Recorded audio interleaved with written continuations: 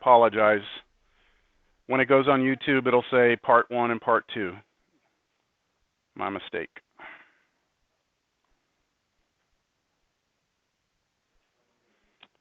All right. Now I don't have the questions in front of me because what's that? Just give it to someone else.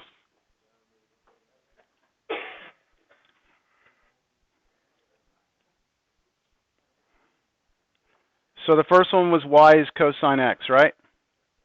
The derivative of cosine x, negative sine x. We're just going to say yes or no. So on your clicker, if the person you did or you're looking at got it right, yes, no, 2. Okay. Still waiting on 2 responses here.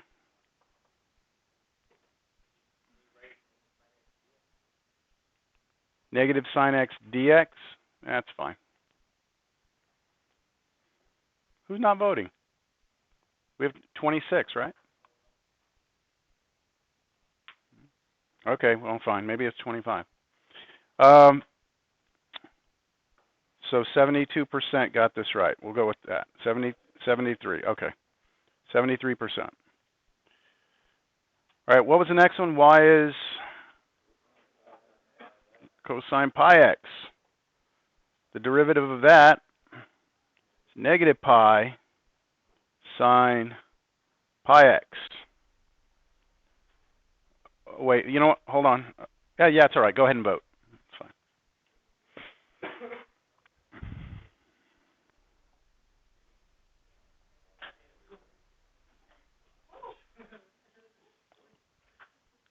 Everyone done voting?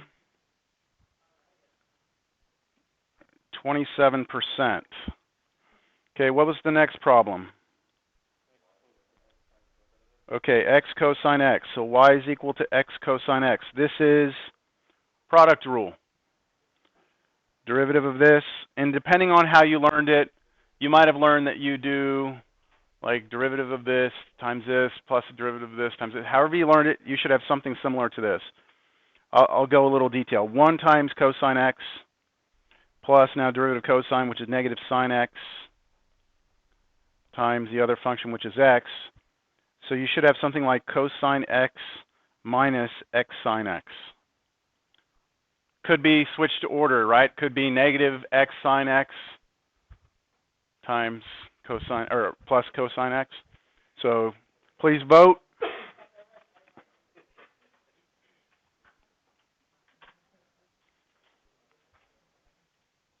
We good?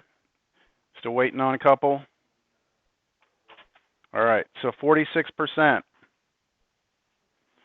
right, the next problem was what?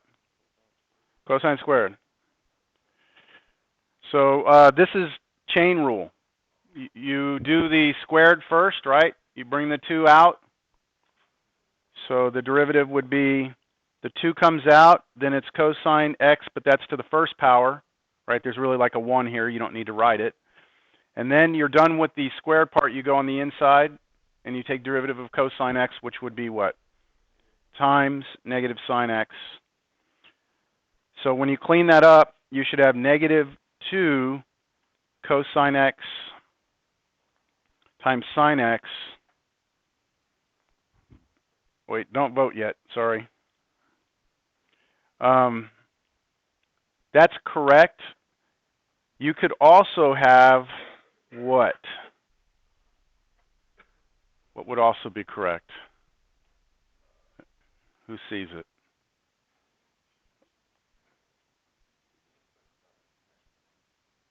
Minus, close, minus sine 2x. The double angle formula for sine of 2x is 2 sine x cosine x. So you could look at that 2 sine x cosine x as being sine 2x and then just bring your negative in front. This would be okay, but that's even better. Where?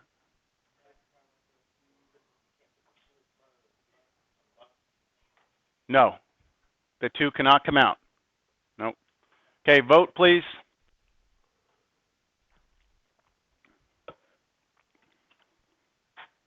Okay, 23%. Okay, the next one, square root of cosine x, which is the same as taking cosine x and raising it to the 1/2 power, right? Now, there's probably 2 different ways people did this. One way, especially if the student was in my class last semester, probably would have wrote 1 over 2 root cosine x, then times over here negative sine x, and then maybe put the negative sign on top like this.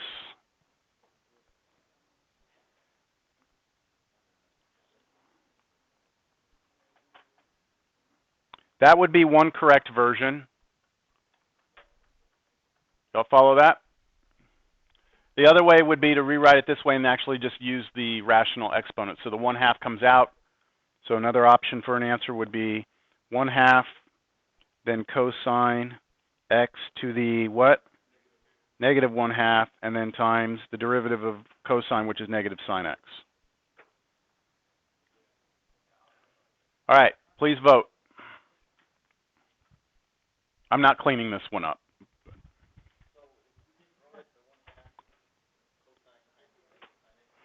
If you do what? Up here? Yes? That's correct. Yep. One more voter.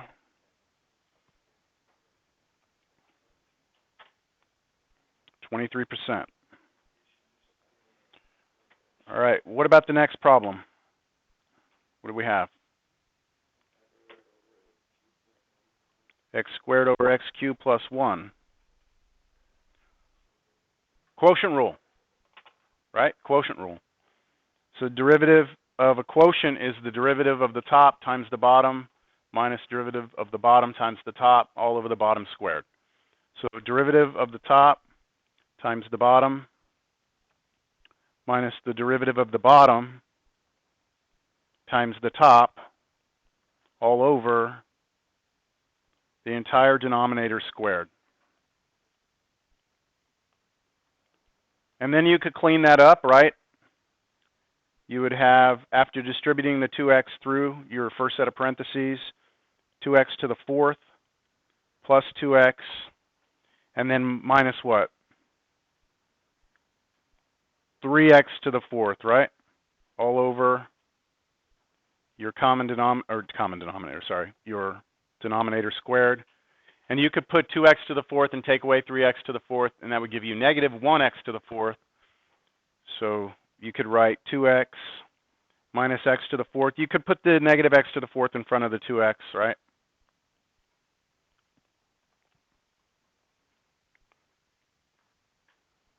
I'm even happy if you just did this. That's okay for now.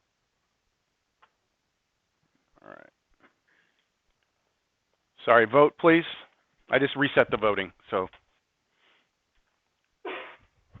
Uh-oh. Wow.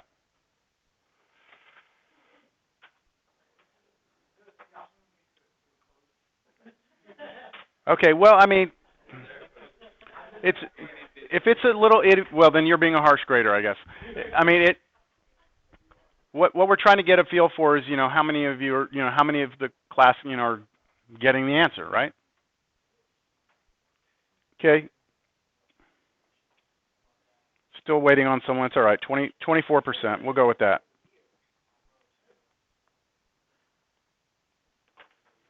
Was that it? Oh, no, there was more, right? Y was x e to the x. Product rule?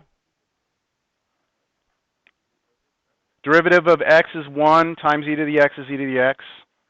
Plus derivative of e to the x, which is e to the x, so e to the x, and then times x. So you could have that. You could have e to the x plus x e to the x. Or you could even factor out an e to the x and make it e to the x times 1 plus x. Any of those would work. So go ahead and vote. Let's see. Has everyone voted? I keep on forgetting to reset the voting, so I can't tell when everyone's voted. That good?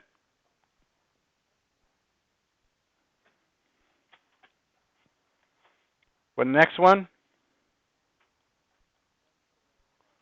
Natural log x squared plus 1.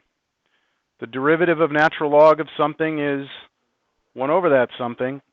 And then you always have to do the chain rule, which is the derivative of what's inside of that, which would be 2x. And then if you put it like this, that would be it right there. Some of you learned that the derivative of natural log of something is just like u prime over u, which would just be here. But either way, everyone should have come up with that. So vote, please.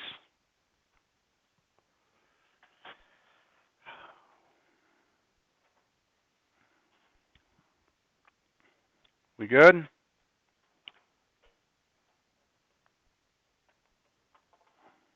Are there any more?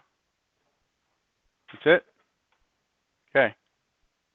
So what do y'all think?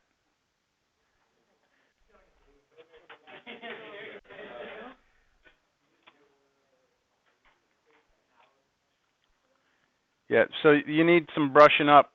There's some review that needs to be done. Okay, so what I'd like for you to do is we're going to do a poll right now, okay? Looking at your paper, vote yes if the person got everything right. Wait, no, sorry. Just yes if they got everything right. Okay, hold on, let me reset this. Anyone get everything right? Okay. So one person got everything right. All right. And then how about they got one wrong? Let me reset this. Hold on. One wrong?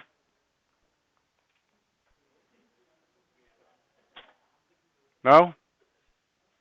Okay. Two wrong?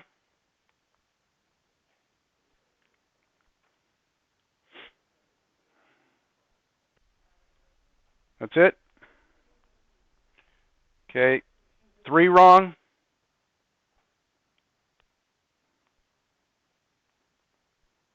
We good? Four wrong?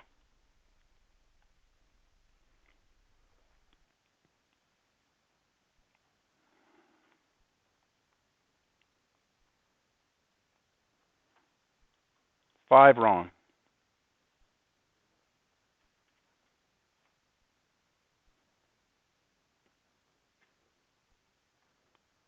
Six wrong?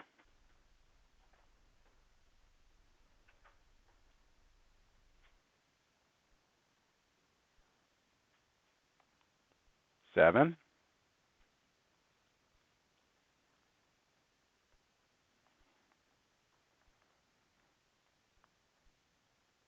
And all.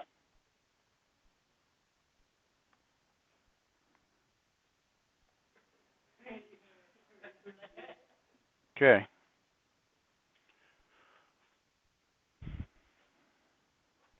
There we go. So this gives me an indication of what I'm working with. This gives you an indication of what you're sitting with. And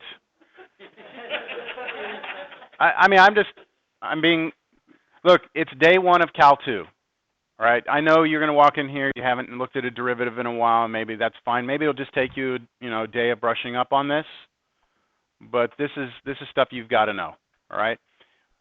We're going to spend the entire first test is all about antiderivatives, right? How can you do an antiderivative if you can't do a derivative? How? If you don't know how chain rule works, you can't undo it. You don't know how product rule works, you can't undo it.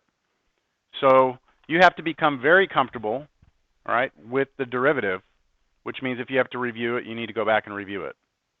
All right? So do you have the textbook, right? The textbook is the same book for Cal 1. If you took it here, there's the section on power rule, product rule, quotient rule, chain rule. You go back, you just do all the problems, you know, from the section, all the odds. You look in the back of the book, check your answer, whatever. You practice. That needs to be squared away by Monday. Okay, we don't have like, you know, I need like 3 weeks to review derivatives. No, you need this weekend, that's it. Okay, if I walk in here and I give you a test like that on Monday, it should be, you know, if you're down here after Monday, then the chances of success here are not good for you. All right? On that happy note. All right, so let me see. Just we'll pass them all. Let's just get them all over here. What I'll do is I'll put them on the table over here, and you can just come get yours at the end of class. I'm not even going to collect them. Yeah, I'm not going to collect them. Now, if you did really well on it, okay, hold on to it. And later on, if you have a quiz that you absolutely bomb or something, I may consider using this as your grade. All right? But you need to hold on to it. That sound fair? Well, to about 4 of you, does that sound fair? Yes? Okay. On our website for Canvas, in a link called Files, there are a list of class lecture notes. I don't have lecture notes for the whole semester because a lot of what we do later, we don't need a big old list of notes. It's just, here's the idea, and then we just do it.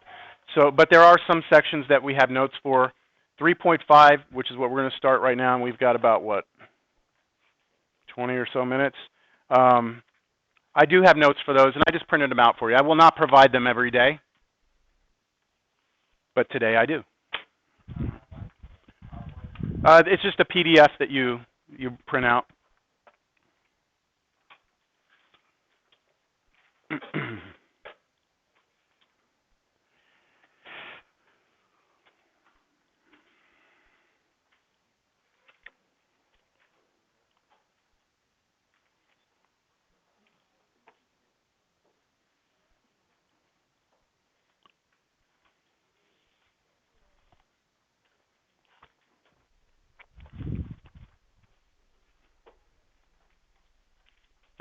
Let me just reiterate, I'm not trying to demoralize you with that quiz, all right?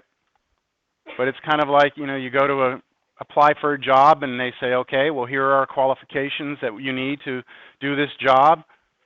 Those are qualifications you need to do this job. If you don't fit those qualifications, I can't kick you out of here, but, you know, just know what the expectation is. All right, so we start with 3.5, inverse trigonometric functions. This section really has little to do with calculus 2. I mean, it's in this class, but let's just kind of get our feet wet again, start thinking about math again. We'll get out of this section today. This will be all we talk about, and then we start up fresh next class with, what do we have next class? We do some hyperbolic functions on Monday, and on Monday we will actually start the antiderivatives. All right? So, inverse trig functions.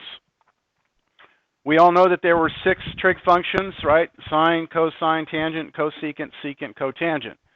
And then for each of those 6 trig functions, we have derivatives, right?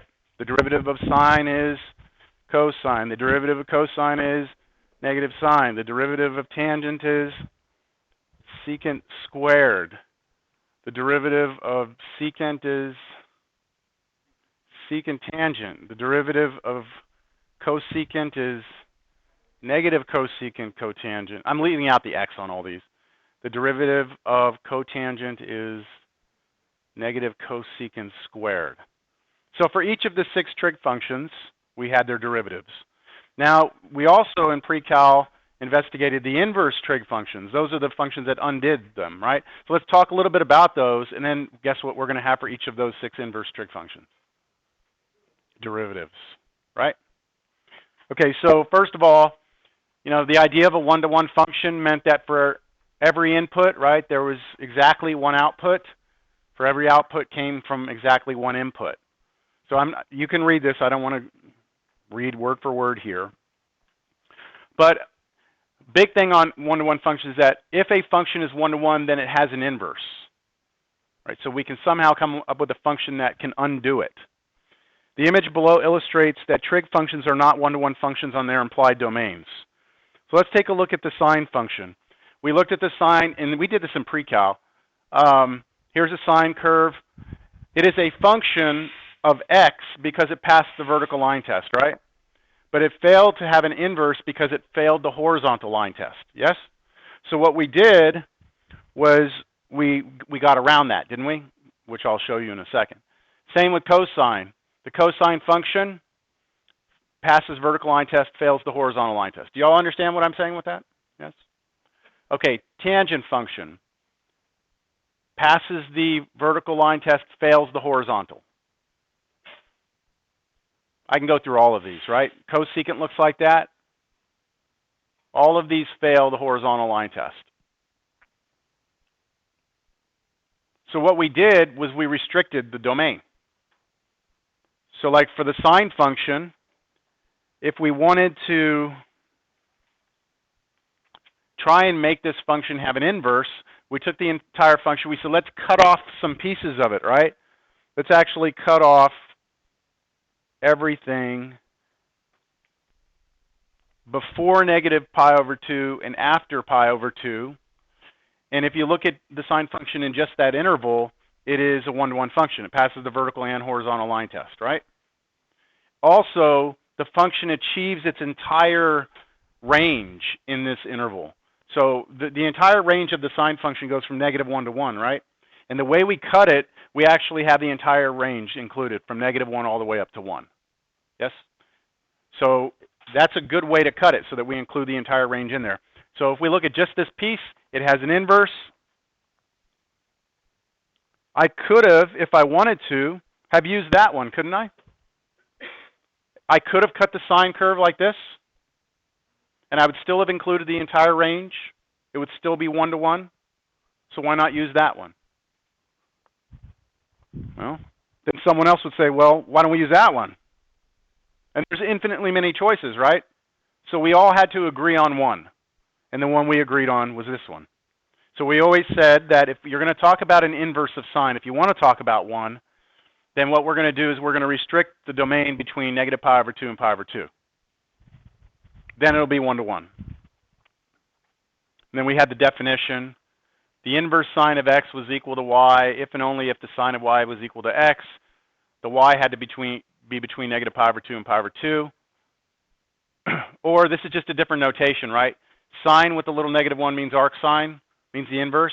But if we just write arcsine, it's the same thing, right? So it's just a notation thing. Something here.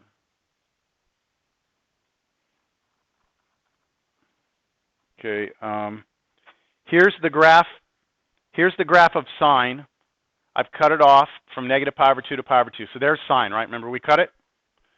If I graph its inverse, it looks like this. So the blue is the inverse sine, the arcsine. And what's kind of cool about this is there's two things. With inverses, geometrically, if you graph a function and its inverse on the same coordinate axes, what do they look like? Reflections of each other, right? If you take the diagonal, right? If you take the diagonal line that cuts right through here, that's called the identity. If you imagine mirroring the red one over the identity, you get the blue one. All functions in their inverses behave that way. But more importantly, I think, is the way they work. If I plug in pi over 2 into sine, what does it spit out? So I plug pi over 2 into the sine curve, it spits out what? 1. If I take 1 and I plug it into the inverse sine curve, it spits out pi over 2. So it takes the 1 back to where it came from, right? Switches the x and y. All right. So what's arcsine of 1? Well, we could see it from this picture, right? Arcsine of 1 would be pi over 2. What's arcsine of 3 pi over 2? How do we do that one? What's arcsine of 3 pi over 2?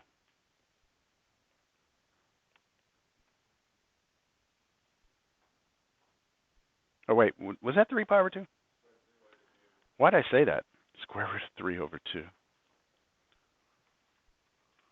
So the way that I recommend that a student in this class would do something like this is to have a complete knowledge of the unit circle. And to realize that when you're talking about the inverse sine function, you've restricted the sine function to the first two quadrants, haven't you? You're looking between 0 degrees, you're looking between negative pi over 2, which is your clockwise rotation down. That's the smallest your angle can be, and then the largest it can be is up to pi over 2, right? And when we're looking at the sine curve, we're looking at which coordinate on this circle. Sine is the y coordinate. So this is really asking the question, where on the unit circle, at what angle, is your y coordinate root 3 over 2? And that happens up here because the ordered pair for that point is this. Now you either have that in your head or you have that on a sheet of paper, but it should not be something that requires 15 minutes. All right? So this is our sine is the y coordinate, root 3 over 2, that's where it happens. So this is going to spit out the angle, right? The angle that corresponds to that point is pi over 3. And we're going to leave it in radians. We're not going to say that that's 60 degrees. This class, almost everything we do will be in radians.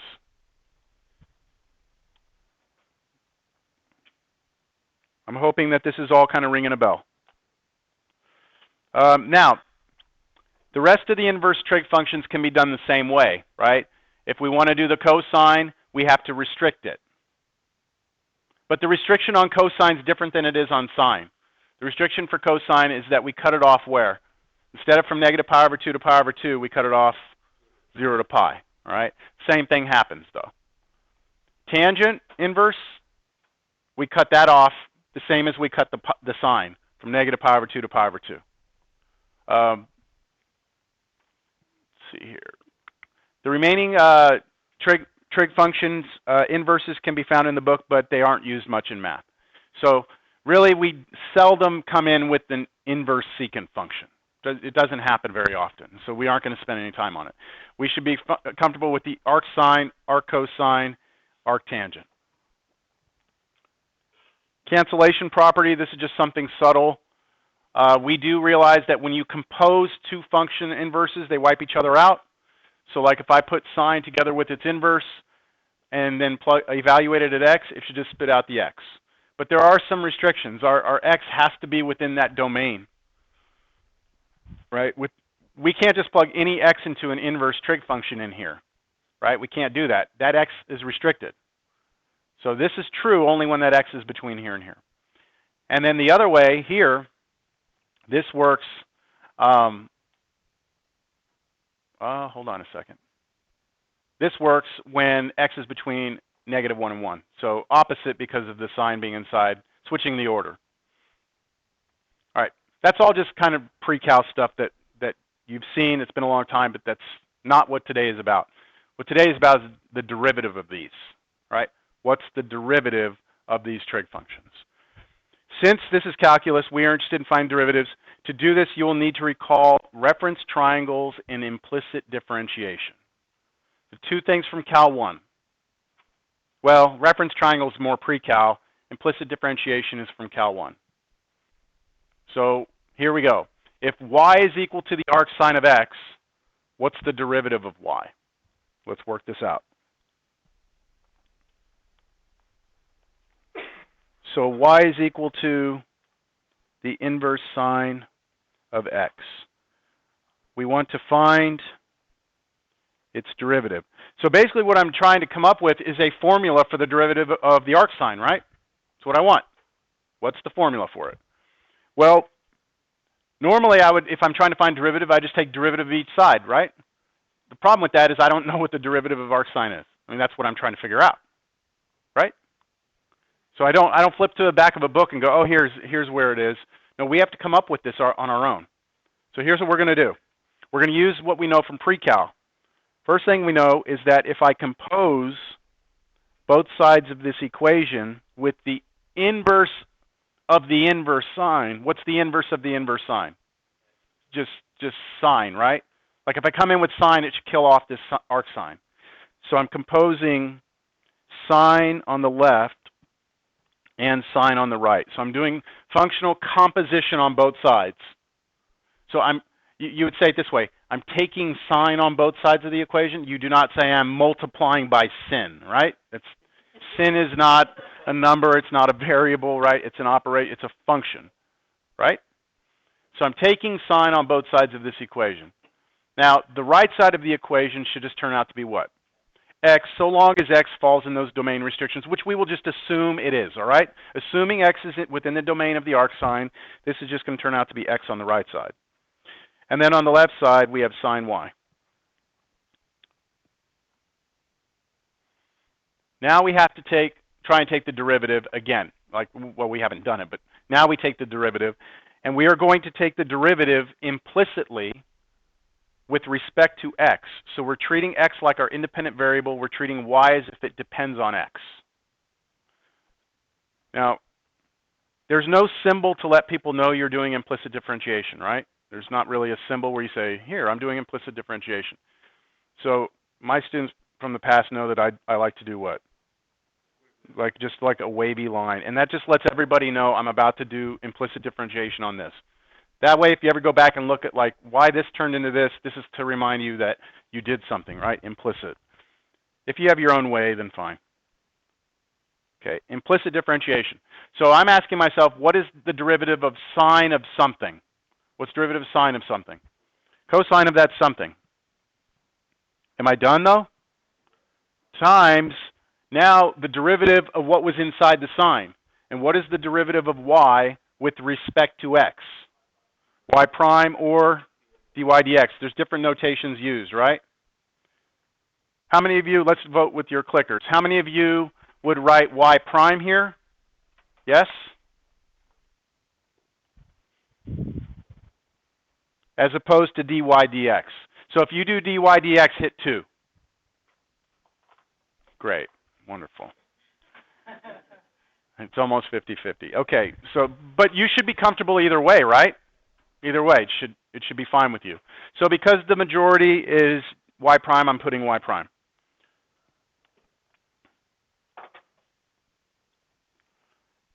Am I done? Is that the derivative of sine of y on the left side? Implicitly with respect to x. Yes? Okay. Now on the equal sign, we just bring it down. What is the derivative of x with respect to x? 1. What we have now is we've popped y prime into this, right? Y prime is appearing, which is what we wanted to know. So what I need to do now is isolate y prime. So to isolate y prime, I divide by what? Cosine y. So I get 1 over cosine y. 1 divided by cosine y is actually 1 over cosine is secant. So this is actually secant y. Agreed? Here's the problem though. I wanted to know the derivative, right? I wanted to know the derivative of y, and I have over here a function of x. And what I'm saying right now is that the derivative of y is secant of y. So I'd have to know what y is in order to figure out what the derivative is, right? So first I'd have to figure out what y is, which means I'd have to figure out what x is. And it could become a mess. So what I'd like to do is rewrite this secant y in terms of x. And this is where the reference triangle comes into play, right? So let me go back up to some information we had here. I'm going to highlight this information right here. Here's the information that we had about sine of y, right? Down here, we want to know what secant y is. Up here, we know what sine of y is. Yes? So I'm going to draw a triangle on the right-hand side, and I want you to tell me if I draw this triangle in this particular way, whether or not it will match up to this statement that we had up above. We had sine of y was x, right? I'm going to make y the angle. Sine, by definition on a right triangle, sine is which side over which side? Opposite over hypotenuse. So I'm going to rewrite x as being x over 1, because it is a fraction, right? And that means the opposite side here would be x, and then the hypotenuse would be 1. So do you agree that this reference triangle that I've drawn matches the information that I had from above? Yes? What we're interested in is what secant of y is, or the reciprocal of cosine. So can you tell me what cosine of y is here? Cosine would be this adjacent side over that hypotenuse. So you need to figure out what the adjacent side is first. So you just solve a little right triangle. This would be what? Square root 1 minus x squared. Okay, vote. No risk, no harm. Vote. How many of you feel completely comfortable solving that triangle? Yes and no. Don't worry, I'm not going to call you out. I just want to make sure we're all on the same page.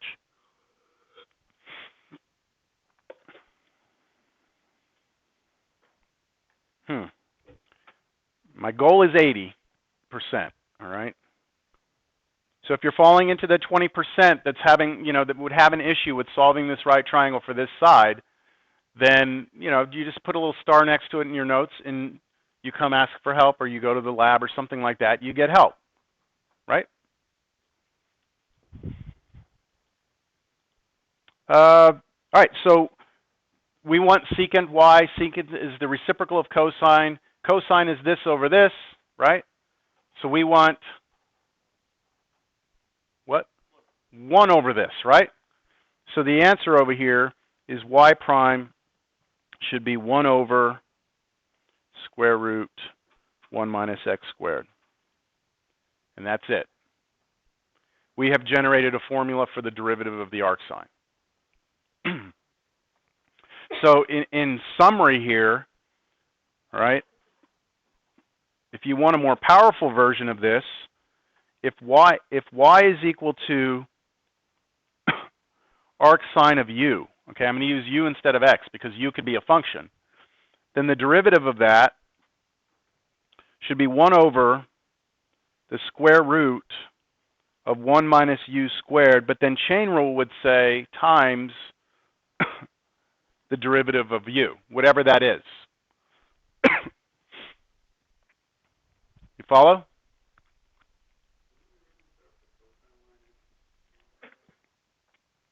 Excuse me? Didn't we what?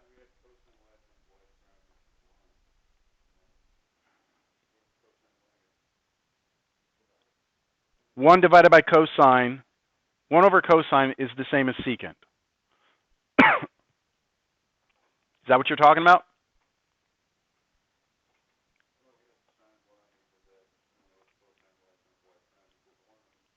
That was after we did derivative, right?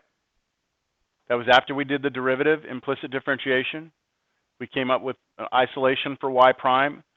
We wanted to rewrite secant y in terms of x. So we came up to the information we had that gave us a relationship between y, the angle y, and x. And then drew a triangle off of this information right here.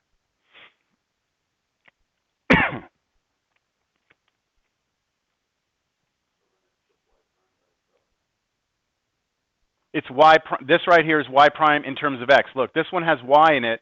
This one has x in it. That's what we want. It's like when we said, what's the derivative of x squared? You said 2x, right? You never said like square root of y or something like that. You always got the derivative in terms of x, if you could.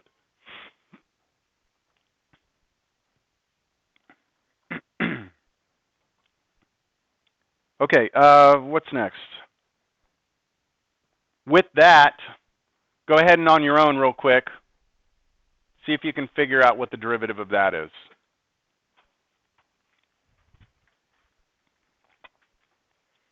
And after looking at the quiz, I'm not sure how this is going to go, but see what you can do now that you've been refreshed a little bit.